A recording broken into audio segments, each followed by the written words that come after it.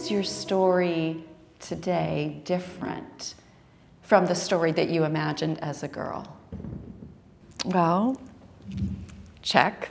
I married a farmer, the youngest of 9. I married a farmer who was born in the same hospital room I was, delivered by the same doctor that I was, and our children were born in the same hospital in the same room. So Lord willing, we will be born, live, and die in the same place. And I think there's something really deep and rich about being rooted and the practice of staying somewhere. My farmer and I are the parents of 7 children, which I never would have imagined in a million years. Caleb is 23, Joshua is 21, Hope is 19, Levi is 17, Malachi is 15, Shalom is 13, and Shiloh is 3. I didn't expect to have a son with type 1 diabetes who has to take 6 needles a day to live. I didn't expect to, well, actually in the last 2 years, Malachi has been diagnosed with type 1 diabetes.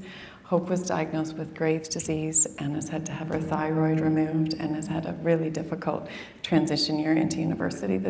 So she starts now in September. And I didn't expect to adopt a little girl from China. Shiloh literally has half of a heart and has been through 3 heart surgeries, and this year we have a significant heart surgery in front of us, and Lord willing, at some point we will have a heart transplant in front of us. So I think I never expected our life story to be this hard, but that hard roads can still lead you to joy. I didn't expect to be midlife and struggling so much with shame and self-loathing that I thought you'd get to this place and you wouldn't feel like a failure.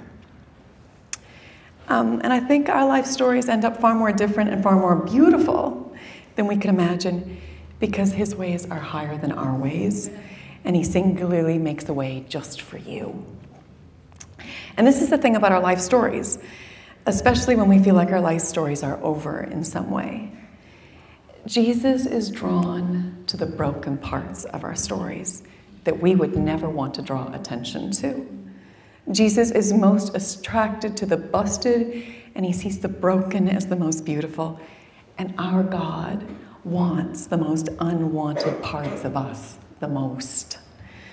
It says in the Message, heart-shattered lives ready for love don't for a moment escape God's notice. The sacrifice pleasing to God is a broken spirit. Nothing pleases God more than touching the places in your story you think don't please Him. God is drawn to broken things so He can draw the most beautiful things.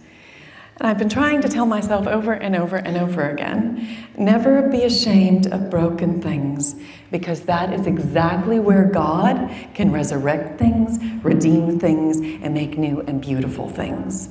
Never be ashamed of broken things, because that is exactly where God is going to do a new thing. Shame dies when stories are told in safe places.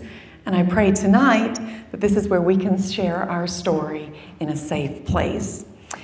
And you know what I keep coming back to, and I keep telling myself, faith gives thanks in the middle of the story. Our story is never static, and one of the most profound things to embrace is that every page we are on, whether good or bad, that page shall come to pass. And real faith gives thanks in the middle of the story, especially when you're dealing with teenagers, and you're not sure where the story's going to end up and what it's going to look like. And sometimes there's a lot of bends in the road. And to keep going back, that I will give thanks in the middle of the story isn't over yet.